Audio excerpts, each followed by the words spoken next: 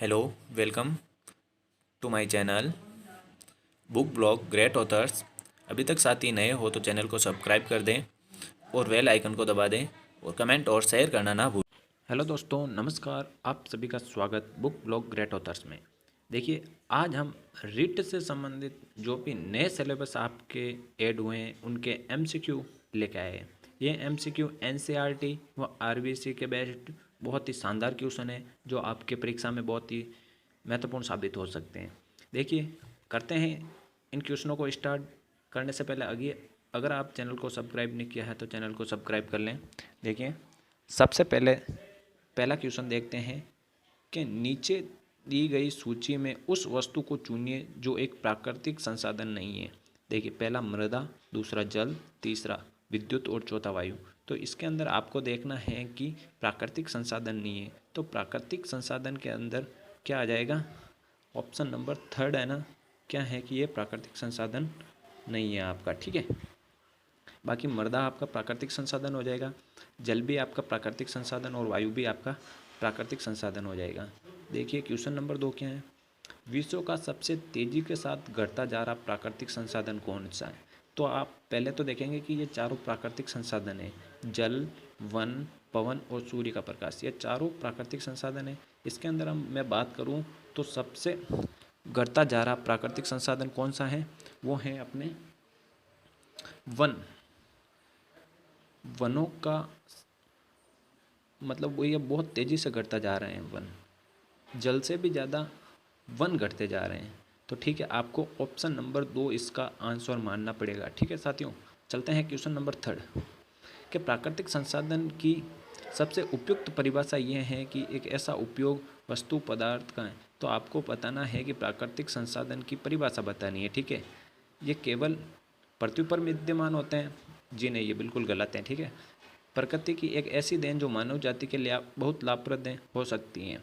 Option number 3, मानव द्वारा निर्मित एक पदार्थ जिसे प्रकृति को सौंप दिया है, केवल वनों में पाया जाता है। ठीक है, इसमें केवल वनों वाला तो हो नहीं सकता, तो इसके अंदर आपको देखना पड़ेगा ऑप्शन नंबर 2 इसका राइट आंसर हो जाएगा। ठीक है साथियों, ऑप्शन नंबर 2। तो इसका सही आंसर क्या आ जाएगा? ऑप्शन नंबर 2 इसका राइट आंसर हो जाएगा। ठीक है,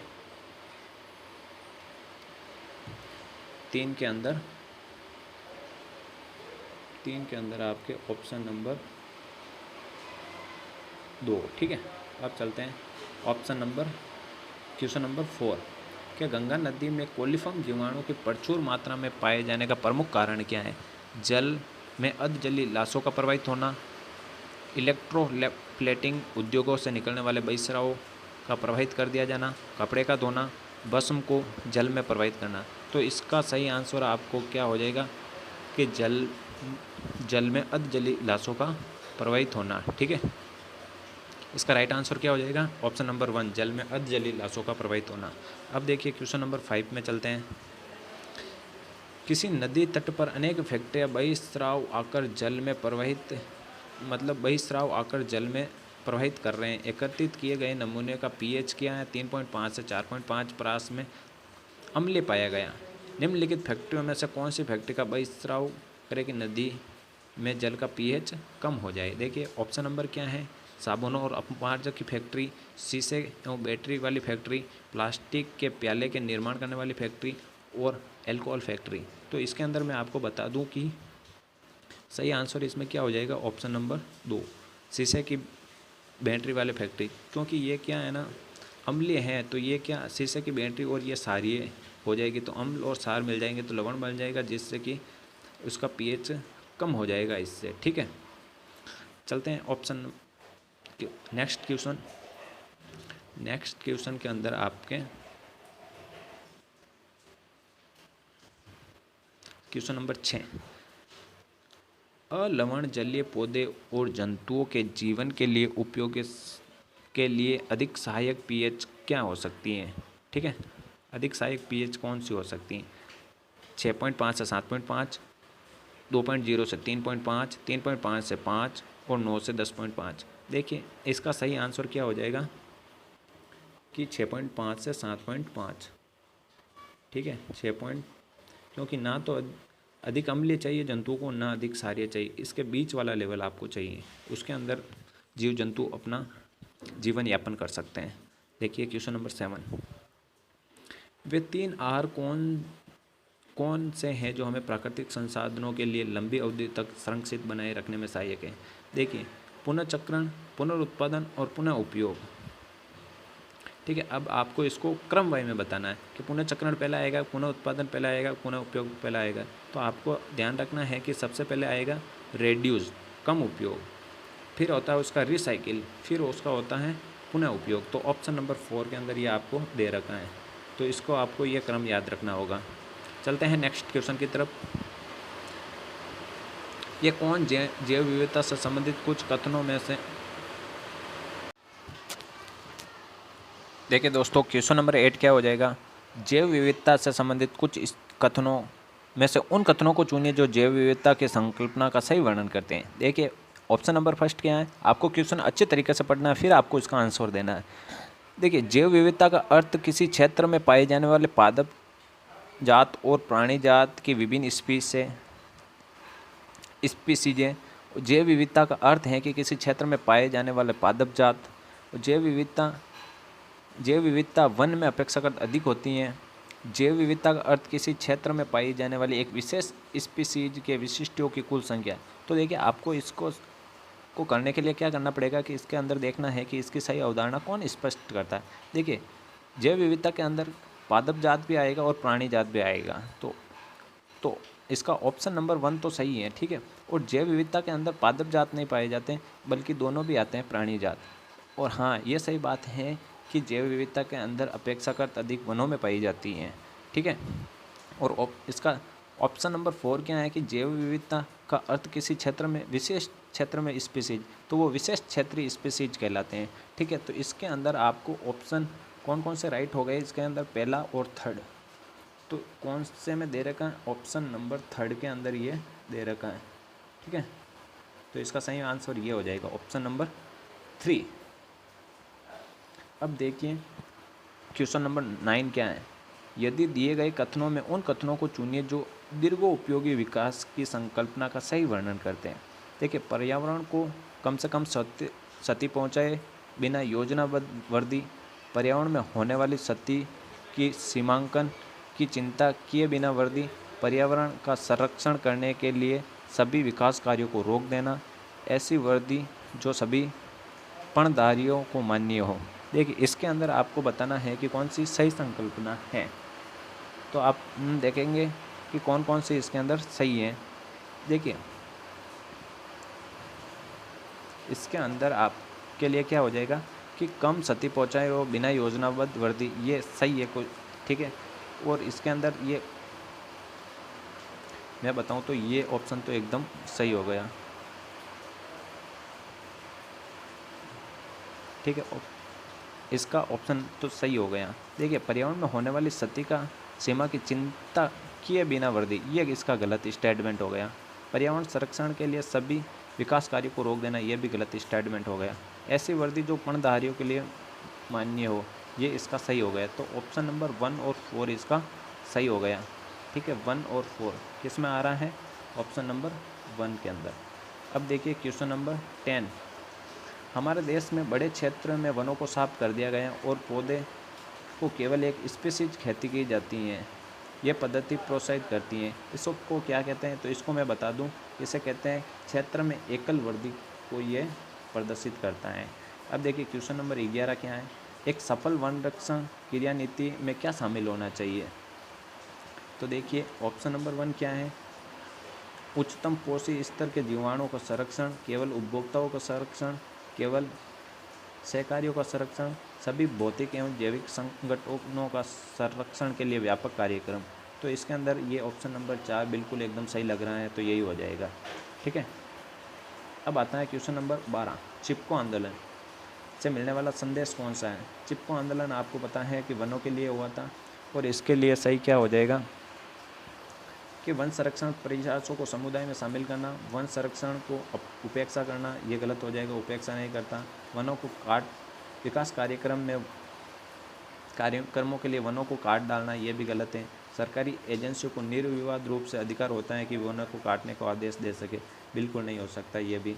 तो इसका ऑप्शन नंबर 1 अपने एकदम करेक्ट आंसर हो जाएगा। ठीक है, ऑप्शन नंबर 1, वन संरक्षण प्रयासों में समुदाय को शामिल करना। अब देखिए हमारे क्वेश्चन नंबर 13, हमारे देश में नर्मदा नदी के आर पार बने बांध जैसे टेहरी और अलमानी बांध को ऊंचाई बढ़ने में प्रयत्न किए जा रहे हैं। निम्न में से सही कथन चुनिए। इस बात को संकेत करता है कि बांधों की ऊंचाई बढ़ने।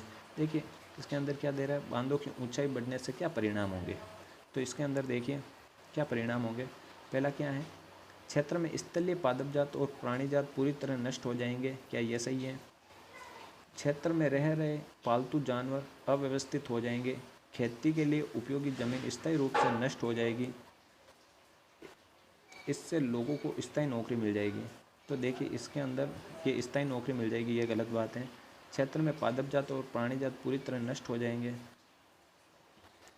तो देखिए इसके अंदर 13 के अंदर क्या हो जाएगा, ये फर्स्ट नंबर सही है, सेकेंड नंबर सही है और थर्ड नंबर सही है, स्टेटमेंट सही है। तो इसके लिए आपका आंसर को हो जाएगा, क्या हो जाएगा, फर्स्ट सेकेंड और थर्ड वाला, ये ऑप्शन नंबर 2।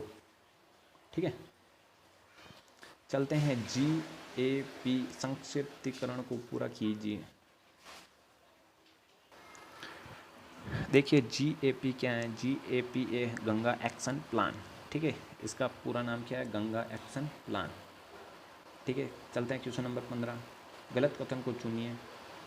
गलत कथन कौन सा, देखिए आर्थिक विकास का संबंध पर्यावरण संरक्षण से है। दीर्घोपयोगी विकास को वर्तमान पीढ़ी के लिए विकास और भावी पीढ़ियों के लिए संसाधनों का संरक्षण को प्रोत्साहन मिलता है। दीर्घोपयोगी विकास पर्णधारियों के दृष्टिकोण से कोई ध्यान नहीं रखता। दीर्घोपयोगी विकास दीर्घकालिक आयोजित और स्थायी विकास है। तो इसके अंदर आपका क्या हो जाएगा, ऑप्शन नंबर 3 एकदम सही हो जाएगा कि दीर्घोपयोगी विकास पर्णधारियों के दृष्टिकोण में कोई ध्यान नहीं रखता। गलत कथन इसका यही हो जाएगा। ठीक है, बाकी तीनों कथन एकदम सही हैं। अब मैं जल्दी जल्दी चलूँगा। निम्नलिखित में से कौन सा प्राकृतिक संसाधन नहीं है, तो मैं प्राकृतिक संसाधन नहीं, इसके अंदर देखिए आम का वृक्ष, सांप और पवन। तो ऑप्शन नंबर 4 क्या है, काष्ठ गृह, ये कोई प्राकृतिक संसाधन नहीं है। ठीक है, चलते हैं क्वेश्चन नंबर 17 की तरफ। गलत कथन को चुनिए, गलत कथन को बताना है आपको। देखिए वनों में विभिन्न प्रकार के उत्पादन मिलते हैं, बिल्कुल मिलते हैं। वनों में अपेक्षाकृत अधिक पादप एवं जैव विविधता पाई जाती है, ये भी सही है। वनों में मृदा संरक्षण नहीं होता वनों से, ये गलत हो गया।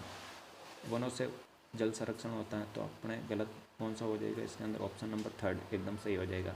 बंगाल में आराबाड़ी वनों में किसकी बहुलता मिलती है, तो इसके अंदर किसकी बहुलता मिलती है आपको याद रखना पड़ेगा। 18 के अंदर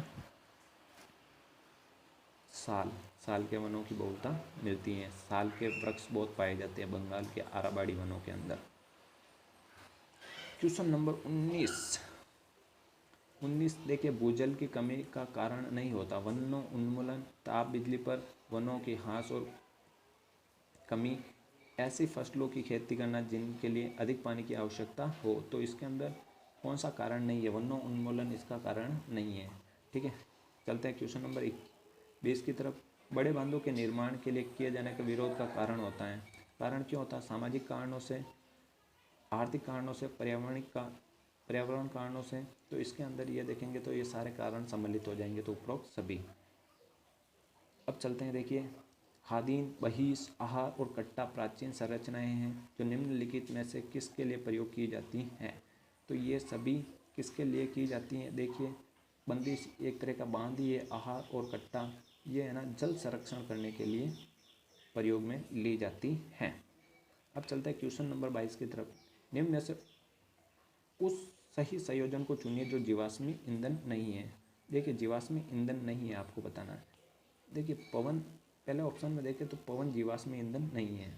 ठीक है, और महासागर नहीं है, और कोयला जीवाश्मी ईंधन है। सेकंड नंबर ऑप्शन में देखें तो केरोसिन हो जाएगा, पवन भी हो जाएगा, पर यह जवाहर नहीं है। पवन भी जीवाश्मी ईंधन नहीं है। और ऑप्शन नंबर 4 के अंदर देखें तो सूर्य नहीं है।